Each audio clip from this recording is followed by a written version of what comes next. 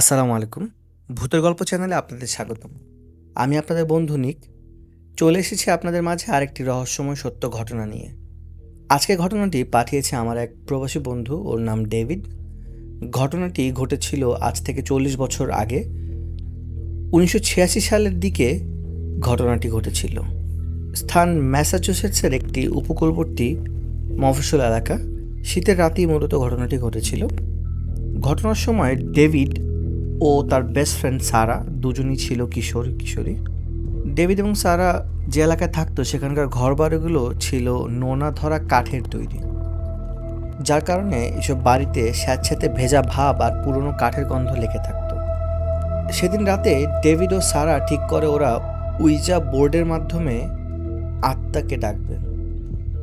আর ওদের প্ল্যান অনুযায়ী যাতে কেউ ঘরে ঢুকতে না পারে সেজন্য শোবার ঘরের দরজার হাতলের নিচে একটা রকিং চেয়ার দিয়ে দরজাটি আটকে দেয় এবং ওরা নিজেরাই একটি উইজা বোর্ড বানায় এবং একটি কয়েনকে উইজা বোর্ডের কয়েন হিসেবে ইউজ করার জন্য রেডি হয়। কিন্তু ওরা জানতো না ওরা কত বড় বিপদে পড়তে যাচ্ছিল। চলে যাচ্ছে মূল ঘটনায়। ওদের বানানো নিজস্ব উইজা বোর্ড দিয়ে ওরা প্রায় 2-3 ঘন্টা ধরে মোমের আলোয় কয়েন রেখে আত্মা ডাকার চেষ্টা করে সেদিন রাতে, কিন্তু কোনো লাভ হয় না। কয়েনটি একটুও নড়ে না এবং ওরা ধরে নেয় যে পুরো ব্যাপারটি আসলে ভুয়া। উইজা বোর্ড দিয়ে কোনো আত্মা ডাকা যায় না। তারপর ওরা ডিসাইড করে মোমবাতি নিভিয়ে ওরা দুজন ঘুমিয়ে যাবে এবং যে ভাবা সেই কাজ। দুজনই দুজনের খাটে ঘুমিয়ে পড়ে, ঘরের লাইট বন্ধ করে। রাত যখন 2:20 হঠাৎ ঘরের ভেতরের তাপমাত্রা এমনভাবে নেমে যায় যে ওদের গায়ের লেপও ঠান্ডা হয়ে বরফের মতো ফিল হয়। ঠিক তখনই ডেভিডের পোষা কুকুরটি ছটফট করতে শুরু করে। খাটের উপরে ওঠে, নখ দিয়ে তোষক আছড়াতে শুরু করে এবং খুবই ভয়ার্থক গলায় গোঙাতে থাকে।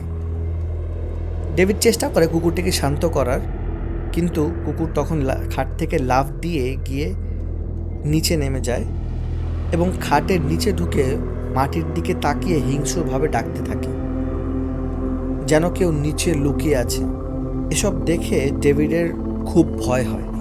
আর ঠিক তখনই ডেভিড ঘরের বাইরে থেকে শুনতে পায় কারো ভারী বুট জুতোর পায়ের শব্দ। কেউ একজন যেন বুট জুতো পরে দরজার দিকে এগিয়ে আসছে। তারপর হঠাৎ করেই পুরো ঘরটা যেন কেঁপে ওঠে এবং দরজায় হাতলে আটকে রাখা ভারী রকিং চেয়ারটিকে কেউ একজন ছিটকে ফেলে দেয় আর ঘরের দরজাটি অনেক জোরে কেউ খুলে দেয়। চেয়ারটি ছুঁড়ে ফেলার পরে মেঝে ঘেঁষে তীব্র শব্দ করে ছিটকে এসে পড়ে খাটের পায়ের কাছে। আর থামার সাথে সাথেই ওটা এক অমানসিক শক্তিতে নিজে নিজেই দুলতে থাকে আর শব্দ হতে থাকে। শব্দটা এমন যেন মনে হচ্ছিল কেউ চেয়ারটিতে বসে দুলছে। আর তখনই ডেভিডের ভয়ে গলা শুকিয়ে যায়। ও চিৎকার করতে চায় কিন্তু পারে না। আর ঠিক তখনই যেন কোনো এক ইশারায় পাশের খাটে গভীর ঘুমে থাকা সারা হুট করে সোজা হয়ে বসে পড়ে। তার চোখ দুটো বন্ধ, কিন্তু সে অন্ধকারের দিকে তাকিয়ে অসম্ভব গম্ভীর এক পুরুষালী কর্কশ গলায় চিৎকার করে ওঠে, জর্জ, বন্ধ করো এটা। সারা ওটা বলার সাথে সাথেই এক পলকেই যেন ঘরের পুরো জাদু কেটে যায়। খাট কাঁপানো সেই রকিং চেয়ার এক ঝটকায় স্থির হয়ে যায়। খাটের নিচ থেকে কুকুরের গোঙানিও বন্ধ হয়ে যায়। আর সবচেয়ে ভয়ঙ্কর ব্যাপার হলো খোলা দরজাটাও আস্তে আস্তে নিজে নিজে আটকে বন্ধ হয়ে যায়। সারা যেভাবে উঠে বসেছিল ঠিক সেভাবেই আবার খাটে শুয়ে পড়ে এবং গভীর ঘুমে তলিয়ে যায়।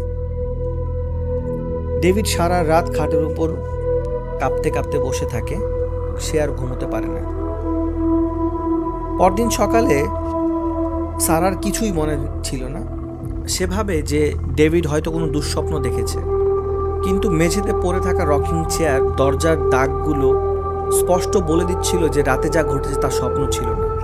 ডেভিড ধরে নেয় যে উইজা বোর্ডে হয়তো কোনো আত্মার সাথে ওরা কথা বলতে পারেনি, কিন্তু নিজেদের অজান্তেই ওরা এই আত্মাটিকে ডেকে নিয়ে এসেছিল এই বাড়িতে। অনেক বছর পার হয়ে যায়। তারপর ডেভিড একদিন কিছু কাগজপত্র ঘেঁটে জানতে পারে যে 1800 সালের দিকে সারাদের বাড়িটি আসলে তৈরি করেছিলেন একজন সামুদ্রিক জাহাজের ক্যাপ্টেন, আর সেই ক্যাপ্টেনের নাম ছিল জর্জ। আর বুঝতে বাকি থাকে না যে সেদিন রাতে ডেভিড এবং সারা উইজা বোর্ডের মাধ্যমে সেই জর্জকেই ফিরিয়ে এনেছিল এবং জর্জই এসেছিল সেই পুরনো চেয়ারে বসতে। আর 40 বছর পেরিয়ে গেছে, সারা হয়তো ভুলেই গেছে, কিন্তু ডেভিড আজও ভুলে যায়নি সেই রাতের কথা, সেই রকিং চেয়ারের শব্দ। ধন্যবাদ বন্ধুরা গল্পটি শোনার জন্য।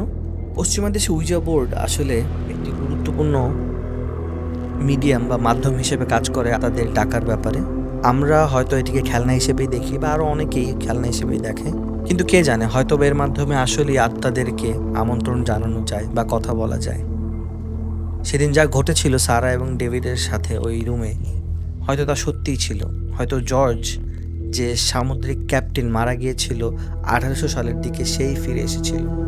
ধন্যবাদ গল্পটি শোনার জন্য, আমাদের সাথে থাকার জন্য। যদি আপনাদের কাছেও এমন কোনো গল্প থাকে আমাদের লিখে পাঠাতে পারেন অথবা কমেন্টেও জানাতে পারেন। আমরা আপনাদের গল্প আপনাদের নামে পড়ে শোনাবো আমাদের চ্যানেলের মাধ্যমে। আশা করি ভালো থাকবেন, আমাদের সাথে থাকবেন। নতুন আরও ঘটনা শোনার জন্য সাবস্ক্রাইব করবেন। শুভরাত্রি।